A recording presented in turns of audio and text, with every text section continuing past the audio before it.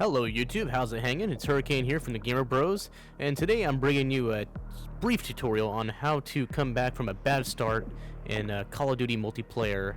The best, and honestly I'm going to get through it here very soon. I just want to point out that this is just a total basic, just kind of ideal of how to come back from a bad start. You know, we all have bad starts. It just happens, either once in a blue moon or happens every so often in games. But there's a real, I guess, calculation to how to come back from a really bad start. And honestly, I think this is a very good way to really kind of, abide by. I really didn't catch it until like I was, I don't know, maybe halfway through, because I did start off really bad. I usually don't start off bad, so it was very shocking to me to just basically see myself just kind of wither a little bit, is I guess you might say. But this was so cool on how I kind of just saw this, and it all started off with basically just the entire team just completely camping.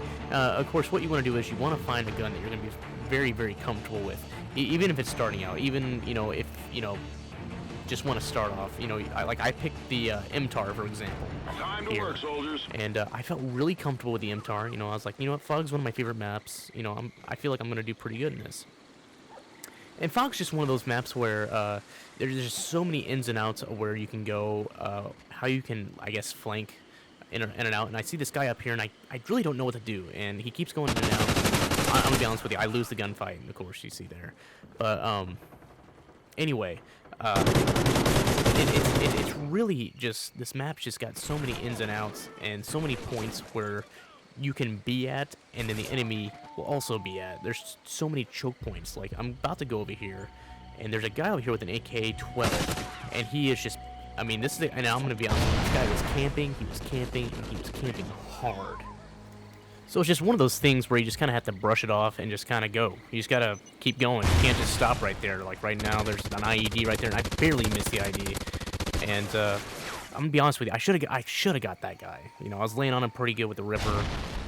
But let me get to the basics of really trying to, start off, or at least come back from a bad start in a game.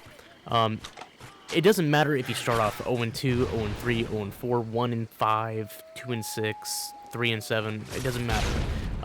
The best way to do it is the gun that you start off with, and the gun that you're really starting off bad with, get rid of it, or choose a different gun as you will. Number 2, stop going back to the points where you're getting beat at. Like right here, this is a point where I kept getting just absolutely melted at, and I kept going back there because I felt like I could just get the guy. And the guy kills me again, and while this guy is sitting there waiting for me, I'm playing the kill cam. I told the kid, I said, man, if you don't stop camping, I'm gonna come around and knife you. But of course, I didn't want to do that. I wanted to melt the guy. You can't do that. You really need to start exploring more parts of the map. Of course, I get him there, and he tries to come back, and I do this. I teabagged him, of course. But the way to do it is to explore different parts of the map. Stop going to the exact same points that you keep going to, because the enemy is just going to keep sitting there, and they're going to get points off that, because they're going to be like, this guy is just keeps coming back and keeps coming back. He thinks that he can get me. The best way to do it is to find the points where the enemy is not going to be noticing that you're going to be coming through. The sides are the greatest points where you can be coming in at and finding a good point. Come straight forward. That is one thing that the enemy is going to be noticing.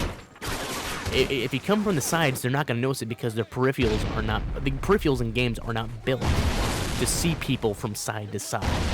Peripherals are built to see straight forward, and that's why you have headphones, so you can hear people. But of course, a lot of people play with dead silence, so you don't know when they're going to be coming or not. And of course, that same kid is there. So I kept going back and forth to that same spot, and right now I'm 7-9. I'm like, man, this is not a good game. This is not a good game at all. And then I thought to myself, you know what, I gotta start, going to the ends of the maps. I need to start going in places that I haven't been yet, and I need to start, reconfiguring, my strategy on this map before it gets out of hand. And of course, it's really early, which is good. And if if you can come back early, and that's the main key. You need to come back early. That way the score doesn't get too high to where it's not unmanageable enough to where you can't bring back either your KD or your points for your team so you guys can win. Like I said, the best thing to do is to go places where you haven't been yet on the map, because in most part, that's where the enemy is not going to be, and that gives you a better chance of either getting behind them or going from side to side to where they cannot see you as well, or it gives you the element of surprise and going there and just basically melting everybody, like right here. Like, I had the element of surprise right there, except for that one guy that was able to see me back there. That's because I went from side to side, and I was able to go into a point where nobody was really at, and that way I could kind of sneak around the enemy stronghold.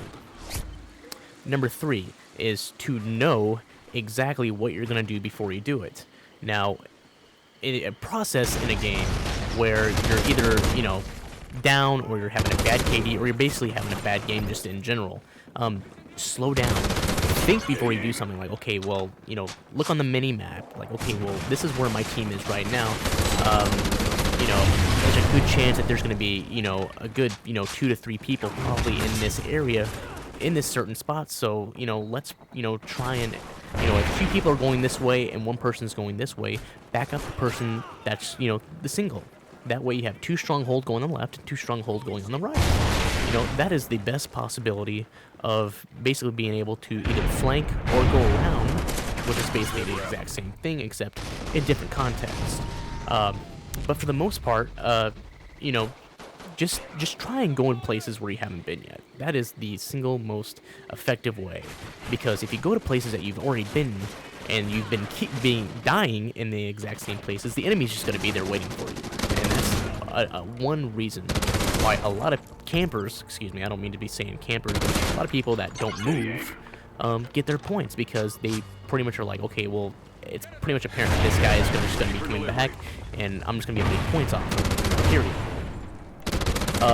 Number 5 is to be able to point and shoot as fast as you can. Be as quick as possible.